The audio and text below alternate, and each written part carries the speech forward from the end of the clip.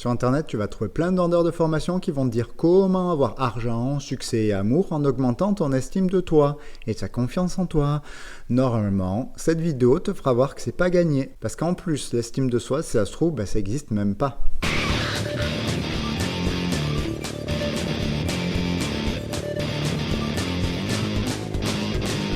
Bon, avant de commencer, sache que je vais faire au moins 3 vidéos sur le sujet.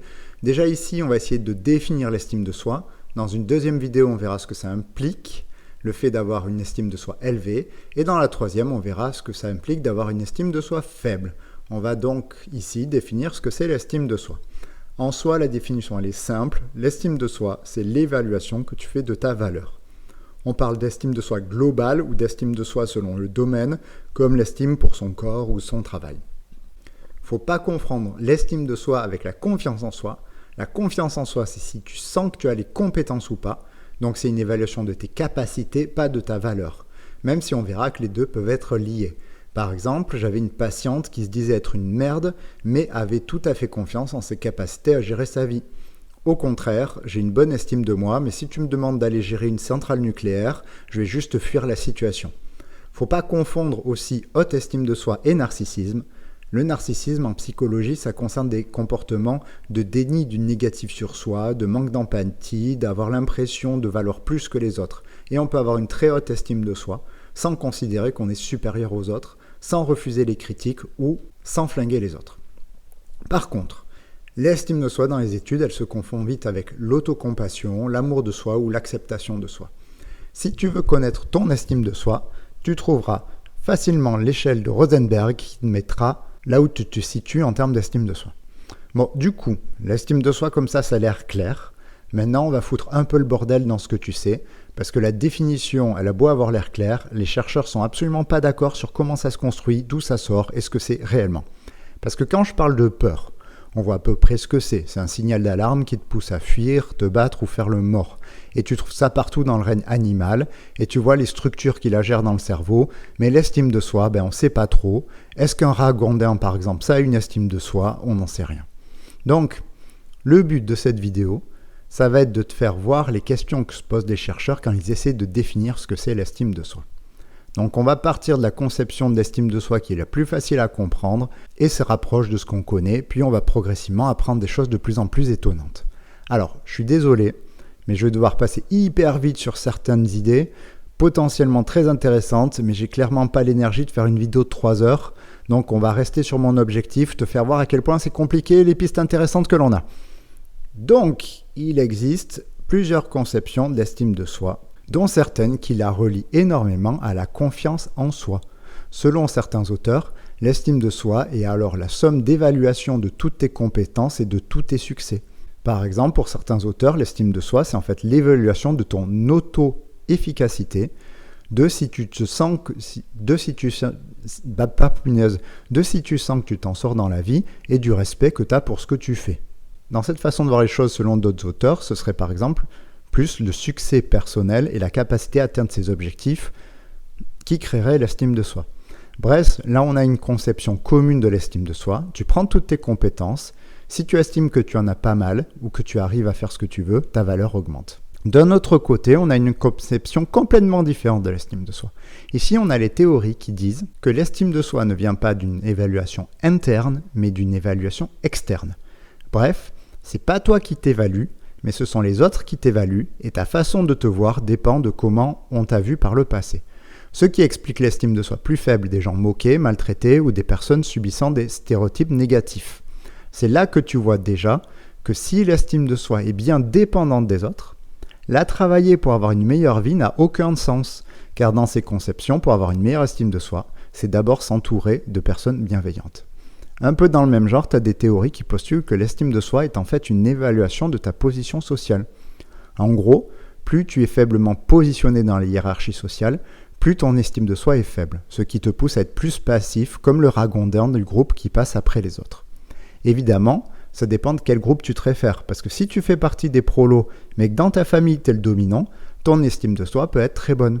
Mais si tu es le dominant de ta famille, alors que ton focus il se fait sur le statut social au niveau national, ton estime de toi elle va être très faible. En gros, ici l'estime, c'est le traitement de ton cerveau de ta position dans un groupe. D'autres approches, elles, rapprochent l'estime de soi de la capacité à prendre soin de soi. La capacité à prendre soin de soi, c'est une compétence assez étudiée dans le soin. Ça concerne ta capacité à maintenir ton attention sur toi et prendre soin des conditions internes et externes qui favorisent ton bien-être. Ça implique de nombreuses capacités, comme la capacité à se penser comme un objet de soin, les techniques pour le faire, le calcul de l'énergie nécessaire aux opérations bons pour notre santé. Et quand on analyse ce qui construit l'estime de soi et la prise en soin de soi, on voit de gros points communs entre eux, comme par exemple la motivation lorsque tu as une bonne estime de toi. Tu es beaucoup plus motivé à agir pour toi, comme on le verra dans la vidéo sur l'estime de soi, ce qui est une part importante du soin de soi. Dans le sens du soin de soi, tu as des auteurs qui sont plutôt du côté des besoins fondamentaux. En gros, si tes besoins fondamentaux sont remplis et que tu sens que tu peux les remplir, tu as une bonne estime de toi. Tu es en manque d'affection, de stimulation, de liberté, tu dépéris et ton estime de toi aussi. Cela est souvent relayé avec la théorie d'autodétermination. La théorie de l'autodétermination, elle dit que tu peux agir de ton propre gré ou que tu peux agir par pression des autres. Lorsque tu développes ta capacité à agir par toi-même et pour toi-même, à réfléchir, à gérer tes besoins selon tes propres règles, ton estime augmenterait. Et puis tu as des théories qui postulent que l'estime de soi, c'est des trucs où tu n'aurais jamais pensé que ça existe. Comme par exemple dans la Terror Management Theory. Alors c'est une théorie qui parle de la peur de la mort, où je me dis que je devrais peut-être en faire une vidéo un jour. En gros, sachant que la mort est inévitable, ça crée une angoisse assez forte chez la plupart des êtres humains, que tu vas gérer par des stratégies dites proximales, comme le déni, le fait de s'occuper quand tu es angoissé, remplir ta vie de plein de choses, et des stratégies distales, comme des croyances, des valeurs sociétales, genre la religion, la croyance en la vie après la mort, le fait de laisser une trace dans le monde. L'estime de soi, en fait, ce serait une stratégie pour se protéger de l'angoisse de la mort. En gros, en te donnant une importance et une place dans le monde, tu rejettes l'idée que tu es une pauvre petite merde perdue dans l'univers et qui va disparaître. Donc comme tu vois, l'estime de soi, c'est l'évaluation de ta valeur en surface, mais dès que tu fouilles ce qu'il y a derrière, tu sais plus trop ce que c'est. Parce que selon la théorie, la question à poser dans les questionnaires ne serait pas « qu'est-ce que tu vaux ?», mais « est-ce que tu te sens capable de faire ce qu'il faut ? Es-tu bien traité ? Quelle est ton estimation de ta position sociale ? Es-tu capable de prendre soin de toi ? Es-tu capable de construire ta vie en fonction de tes besoins ? Ou comment tu gères le fait que tu vas crever ?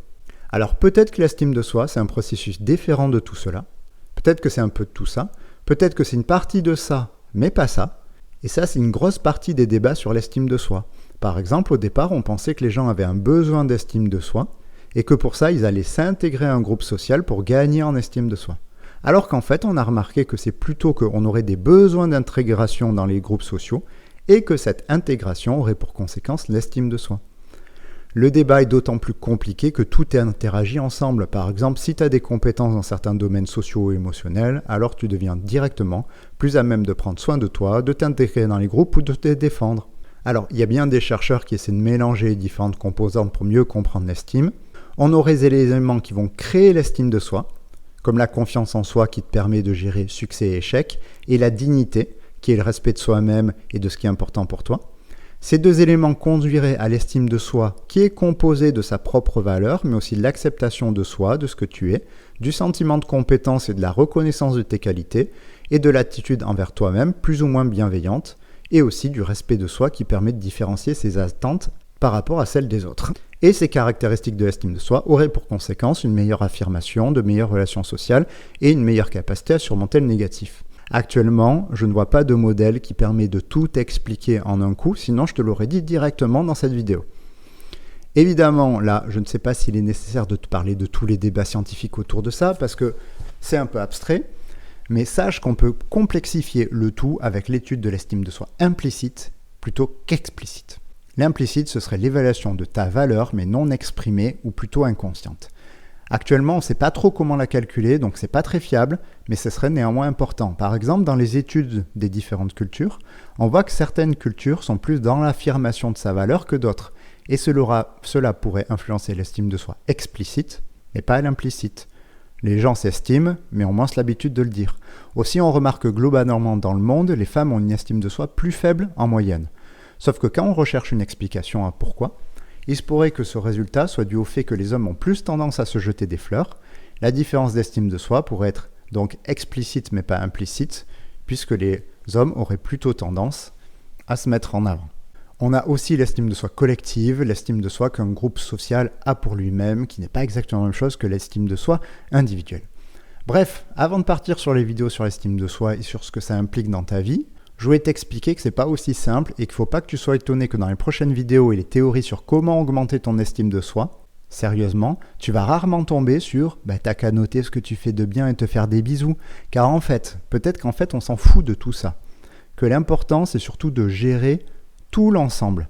On verra même pourquoi se concentrer que sur l'aspect estime de soi sans modifier ta vie peut avoir un effet plutôt négatif que positif.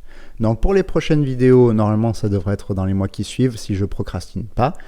Et bien en attendant, bonne chance, tu as plein d'autres vidéos si tu n'as jamais vu mes vidéos de psychologie.